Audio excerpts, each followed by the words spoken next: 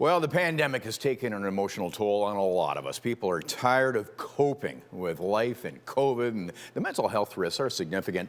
Author of Take Back Your Weekends, Allison Graham, joins us with tips on getting over what she calls coping fatigue. Good morning, Allison. Thanks for joining us on Morning Live.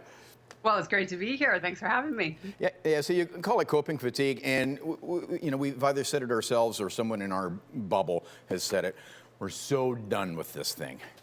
A friend said to me the other night, "Put a fork in me. I'm done." Yeah. Right? Like I can't take one more issue. Yeah, we're pretty much all there in varying degrees. That's the concept of coping fatigue. Yeah. Right? It's how do we deal with the compounding of the issues? Okay, so you've got 5 general tips here that we're going to, if you could walk us through each one. Where do we start here? What are some of the ways to squash habits that add to coping fatigue?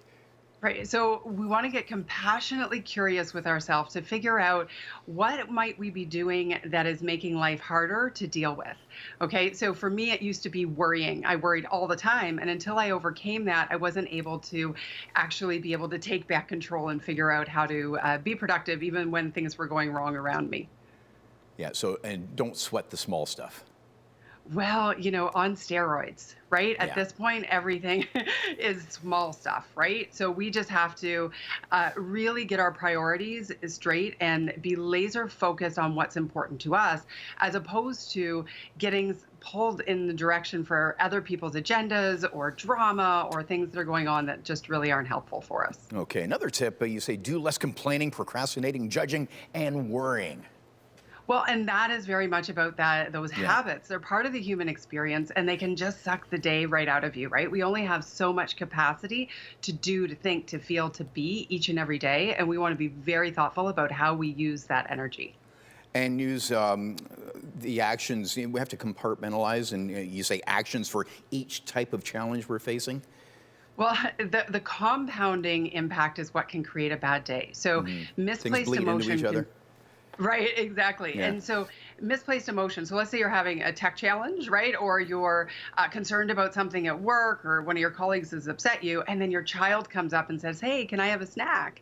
And all of a sudden, you snap at your child, right? Like I hear this when I'm talking with executives.